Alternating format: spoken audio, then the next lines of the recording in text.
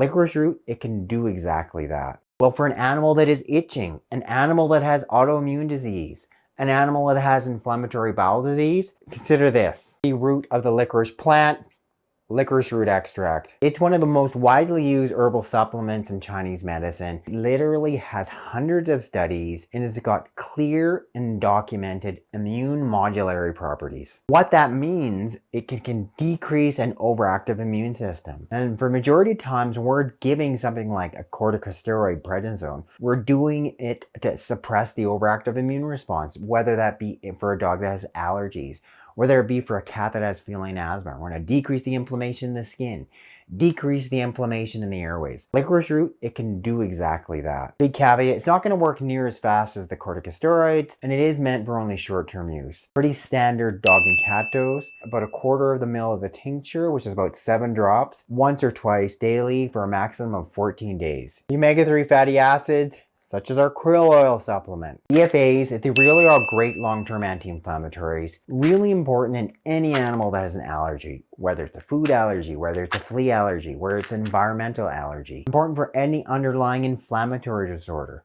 especially when we have animals that have asthma, for instance. When we're dealing with acute allergic reaction, a marked inflammatory disorder where we need some immunosuppressive, some marked anti-inflammatory action, you need higher doses of the krill. Some of the non-psychoactive components of the cannabis plant, the cannabinoids, CBD, CBC, CBG. The primary way they're working is they're targeting CB2 receptors. These are cannabinoid receptors found all throughout our body, all throughout our pet's body. What they do is they're binding those receptors. We're seeing decreased inflammation. We're seeing modulated immune system.